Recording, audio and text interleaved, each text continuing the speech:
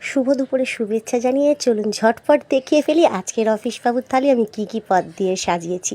প্রথমেই দিয়ে দিলাম সাদা ভাত, ঠিক পরেই দিয়ে দিলাম শুক্তো। এখানে আমি বেগুন, বড়ি, ডাঁটা, উচ্ছে, পেঁপে, কাঁচকলা দিয়ে দিয়েছি, রাঙা আলু, শিম, সমস্ত রকম সবজি দিয়ে একটা শুক্তো বানিয়ে নিয়েছি।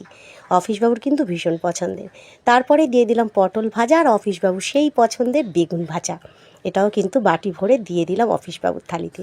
দিয়ে দিলাম কাতলা মাছের পেটি দিয়ে ঝিঙে আলু ডাঁটা দিয়ে একটা পাতলা করে ঝোল। এটা কিন্তু আমার ছানাদের জন্যই বিশেষ করে বানানো, কারণ অফিসবাবু তেমন একটা ঝোল পছন্দ করেন না। দিয়ে দিলাম অফিসবাবুর পছন্দের বরফের মাছ, লোটে মাছের ঝাল। চেষ্টা করেছি লোটে মাছগুলোকে বেশ গোটা গোটা করে রান্না করার, হয়েওছে মোটামুটি। আর ঠিক পরেই দিয়ে দিলাম টমেটোমের চাটনি, দিয়ে দিলাম প্রত্যেক দিনের মতো কয়েক টুকরো শশা, একটা কুল, আর দিয়ে দিলাম সব শেষে একটা লেবুর টুকরো। এই ছিল আজকের অফিসবাবুর থালি। তো অফিসবাবুর থালি সাজানো আপনাদের কেমন লাগলো অবশ্য করে কিন্তু আমাকে জানাবেন। আপনাদের সুন্দর সুন্দর মন্তব্যের জন্য অধীর আগ্রহে আমি থাকি, আর সুন্দর মন্তব্য আমাকে ভীষণভাবে অনুপ্রাণিত করে, তাই আমি এগিয়ে যেতে পারি। আপনাদের সঙ্গে থেকে এইভাবেই এগিয়ে যেতে চাই।